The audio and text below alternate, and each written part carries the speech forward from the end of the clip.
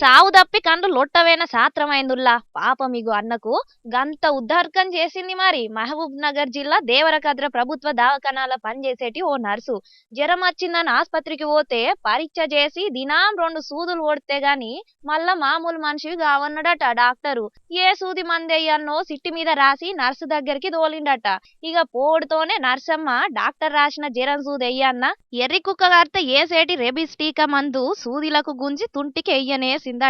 గంతే ఇక పక్క పొంటున్న నర్సుకు బుగ్గెలిగి కుక్క కాసినైనాకి ఎయ్యాల్సిన టీకా జ్వరం వచ్చినైనాకి వేసినవా అని చెప్పేటాళ్లకు ఫీజులు ఎగిరిపోయినాయి అనుకోరాదుండ్రి అక్కడున్నోళ్లకు. ఇగో ఇనుండ్రి. విజయ్ కుమార్ అనే సిస్టర్ నాకు 5 రోజులు అయింది. 5 రోజులు దానికి పోయినా నరమ్స్ గ్లూకోజ్ పెట్టింది. గ్లూకోజ్ తర్వాత మరి నిన్న 2 గ్లూకోజ్ తెచ్చింది. అడిగినాం సార్ కూడా ఉన్నాడు. అడిగితే ఏం కాదులే బాబు అని చెప్పి గండం సల్లగుండా ఏం కాదట గాని ఇంకేదన్నా ఎయ్యకూడని టీకా అయితే ఎట్లుండు.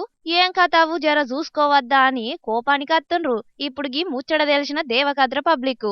మరిగా డాక్టరే సిట్టి మీద తప్పు సూది రాసిండా లేక నర్సుకే సూదికి టీకాకు తేడా తెలవలేదా లేకుంటే కుక్క గరిసినా ఇంకెవరికన్నా వేయాల్సిన టీకాను గీ అన్నకేసిందా తెలియదు గాని ఓటి పోయి ఓటైతుండే పాపం.